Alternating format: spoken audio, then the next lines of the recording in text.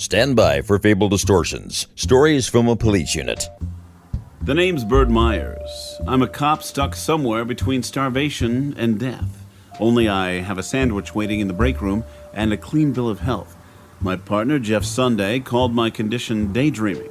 I wasn't convinced. Or maybe I just wasn't paying attention. An emergency Twinkie and a baby aspirin brought me back from the break. I ingested a large dose of trail mix and chocolate sauce as a precautionary measure. Jeff thought it was overkill and resembled gluttony. You were chugging that stuff down like a starving wolf at the pork triplets buffet. Jeff is a consummate kidder and self-proclaimed expert on indigestible pork products. The bologna in the fridge is turned. Go for the ham. Got it. Thanks, Jeff. Black label, not green. Green bologna, not ham. Got it. Wait, what? Colorful sandwich.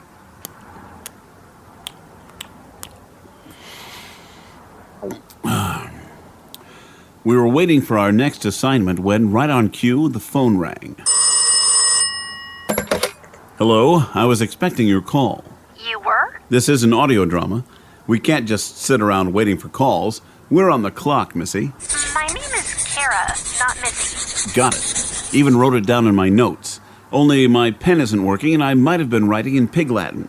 Let's see. Ant K Ely Ray Elte? What? Sorry, due to the sensitive nature of your case, I resorted to speaking in Ode K. What say? Ode K. Oh, you mean code. Keep it down, Missy. The name is Kara. Whose name? My name. Your name? Yes. I thought you knew your name. My notes indicate it's either Missy or possibly Era K in Pig Latin. It's an ongoing investigation. I'm not ready to reach a conclusion just yet. Ma'am, I just realized I don't have any idea why you called. Because I needed to talk to someone. Talk to someone? Whoa. What was that? You should know we're not a dating service, and this line is reserved for emergencies only. No, it's not. Oh, I'm not looking for a date. Well, isn't that a fine how do you do? You haven't even met me yet. Oop, gotta run.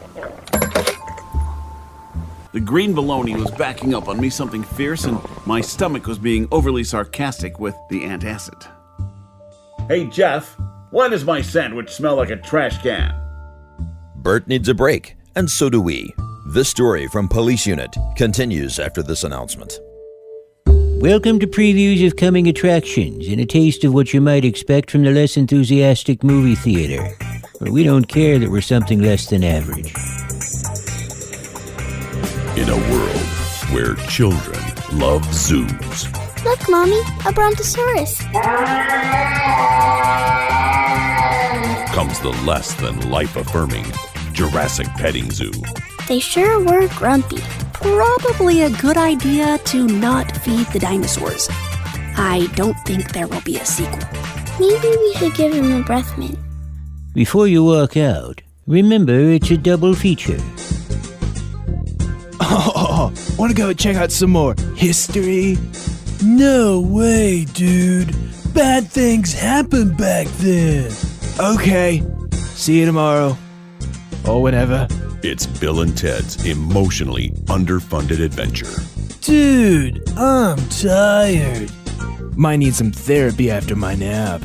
One critic said, Wish I brought my pillow. If you're looking for mediocre movies, look no further than the less enthusiastic movie theater. Arrive with no expectations and leave uninspired. It's a promise, it's a guarantee. Welcome to movies without a purpose. And now the continuation of Fable Distortions, stories from a police unit. A day of personal isolation did wonders for everyone, including me. Back in the mean streets, why, that was just where I belonged. For some reason, Jeff didn't want to ride with me. So he stayed at headquarters and kept in contact by radio. Hey, Bert, are you there?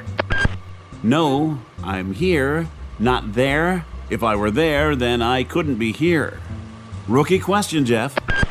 I just meant, are you able to talk? It's a skill I've possessed since I was a very young boy, Jeff. It all started with Gaga Goo Goo, but there's been noticeable improvement in recent months. You've heard me speak, haven't you? I have. That's good. I thought for a minute you might be suffering from amnesia. I'm not. Not what? Suffering from amnesia. I don't remember asking.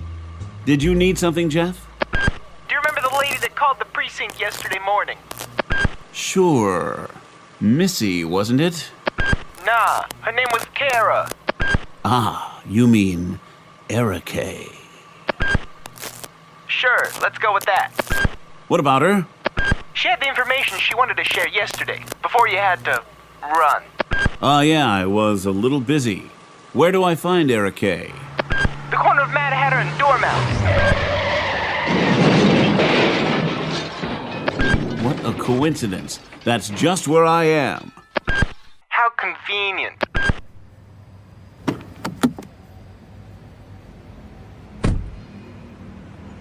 Excuse me, are you Erica, Missy? Please, just call me Kara. What if someone's listening? Then they'll know my name. Well, far be it from me to try to tell you how to pronounce your name. I appreciate it when you don't speak so much. What are you doing out here? Dining al fresco. Care to join me? Al fresco?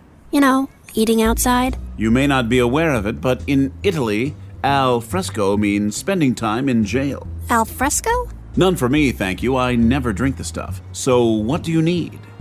I don't know how I came to be in this place.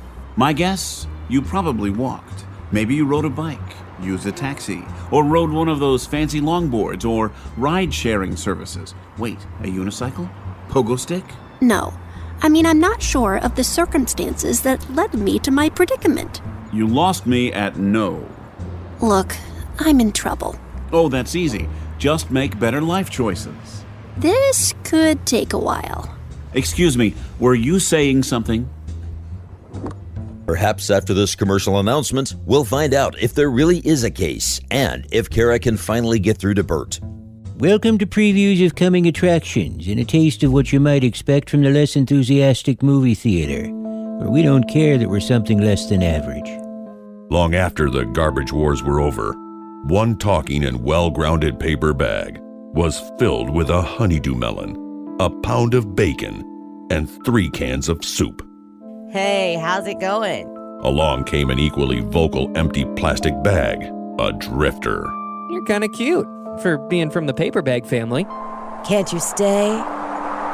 Apparently not. Nothing's holding me down. A movie reviewer named Rigby, age 4, said, What was that? Be sure to catch Gone with a Light Breeze.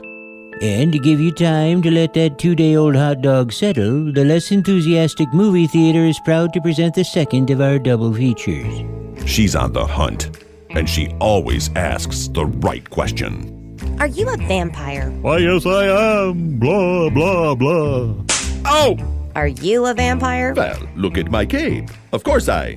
What did you do that for? Blah, blah, blah. Because you're a vampire. Duh. I'll just be quiet over here. Blah, blah, blah. She's taking care of business and living up to her name. Buffy, the Vampire Slapper. Are you a vampire? No. Well, I'll just be moving along. Blah, blah, blah. Aha! Blah, blah, blah. If you're looking for mediocre movies, look no further than the less enthusiastic movie theater. Arrive with no expectations and leave uninspired. It's a promise. It's a guarantee. Welcome to movies without a purpose. And now, the potential conclusion of Stories from a Police Unit. Kara's troublesome situation left her in a tizzy. She wanted a way out, and I was just the man to show her the exit. So, did you apologize? Oh my goodness! I never even thought about that. I was just so mortified. I ran and never looked back. That's where you made your mistake, Missy. Kara. True. You should have cared a little more. The ramification of your mistake could lead to bitterness, poor service in the future, and perhaps the application of his right to refuse service. I never thought it would come to this. Thankfully, this wasn't a true question of law, just good manners. So there's no jail time? Not even a slap on the wrist. Does that hurt? Does what hurt? A slap on the wrist. I don't know. Let me try it on myself. Could I get some ice over here? Perhaps a cold washcloth? An over-the-counter pain reducer would also be useful. Could someone bring a cot? It's getting dark. Sorry about that, Bert. Well, at least next time I'll know that when I say I'm letting you off with a slap on the wrist, they might actually be better off with jail time. Wowzers. Say, here he comes. Remember, just like we practiced. Can I get you anything else? Go ahead. Hey, about yesterday, I'm really sorry. I didn't mean to spill my tea, and then not telling you about it. I'm so ashamed.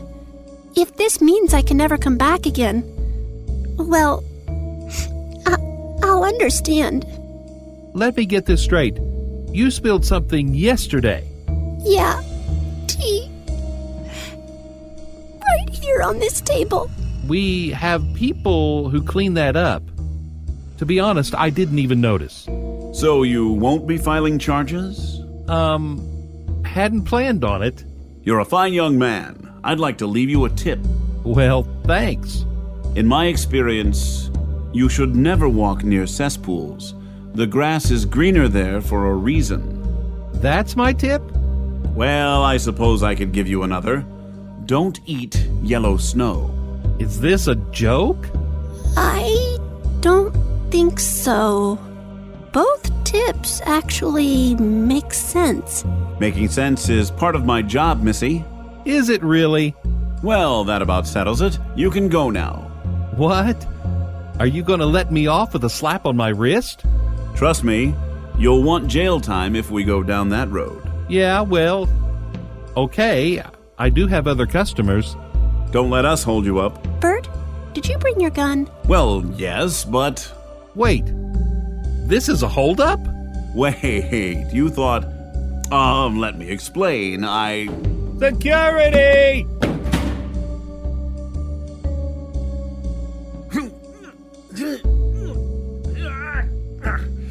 Get your hands off me, you hooligan! Hey, watch the wrist, buddy. Mercy! Are you kidding me? They tell me there's an epilogue, so yeah. More to look forward to right after this. Welcome to previews of coming attractions and a taste of what you might expect from the less enthusiastic movie theater, where we don't mind being less than average. In a world where fast food comes alive, a new taste of superheroes walk the street. When I see a bad guy, crunch! When I see a bad guy, crack! When I see a bad guy, crisp! They have the moves. They know the streets. They are unbending in the action that's bound to come their way. Crunch! Crack! Crisp! They are Teenage Mutant Ninja Tacos, heroes in a hard shell. And if you're hungry after this box office feature, be sure to drop by the concession area for whatever we have on hand. Presumably something behind the counter will crunch. And don't leave, the second feature is bound to underwhelm you. In a world where you need to get from here to there and fast, you board a plane. Please take your seat. Just 2 hours and you'll be where you need to be. We've been delayed just a few minutes, so just sit back and relax and we'll depart shortly. I don't have time for this. Then comes the voice. This changes everything. Would you like some peanuts and a soda? What's wrong with you? I was afraid this would happen. What? There's no way to fully prepare for snacks on a plane. This left one reviewer saying, Really? A movie about airplane snacks? I'm so disappointed. If you're looking for mediocre movies, look no further than the less enthusiastic movie theater. Arrive with no expectations and leave uninspired. It's a promise, it's a guarantee. Welcome to movies without a purpose. Every day is a new adventure. Every new person I meet provides another opportunity to serve and protect, or something that seems as if I've given it the old college try. While Kara has been allowed back at the restaurant on the corner of Mad Hatter and Dormouse, I've been issued a restraining order, which, by personal experience, is preferred to a slap on the wrist. I'm taking the afternoon off to treat wrist welts and invest in a new box of facial tissues and a few ace bandages. But tomorrow there will be new stories, new adventures, and perhaps less wrist slapping. More like a job, with occasional adventure-like interludes. These are the stories from a police unit. I'm Burt Myers. Watch for me.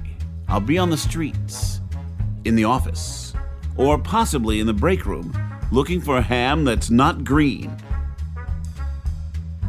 If you've been trying to think what this fable might be, we have to own up to something we've not done before. This episode was inspired by the manic, nonsensical environment of the Mad Hatter's Tea Party in Alice in Wonderland. We hope you've had as much fun listening as we've had developing this episode. Fable Distortion's episode 24, Stories from a Police Unit, exists because of the talent and dedication of the Fable Distortion players. Tom Chalker as Vampire 2 and movie trailer voice. Delvin Kinser as Vampire 1, Waiter, and Mike. Ryan Hascall as Jeff, Bill, Vampire 3, and Don. Katie Daynert as Kara, Mom, and Katie. Glenn Hascall as less enthusiastic announcer, and Leo. Other voices include Pete Lutz as Bert, Dale McCubbins as narrator, Chloe Daynert as Child, Blake Carter as Ted, Natalie Stanfield as Paper Bag, Buffy, and Stewardess, Josh Vinson as Plastic Bag, Rigby Daynert as Rigby, Brad Facciani as Theo. Fable Distortion's Story of a Police Unit was written, produced, and mixed by Glenn Hascall. Music provided by Kevin MacLeod of Incompetech.com. This story is presented for your amusement and pleasure, and characters are fictitious, and any similarities to an actual human was unintended. I'm your narrator, Dale McCubbins.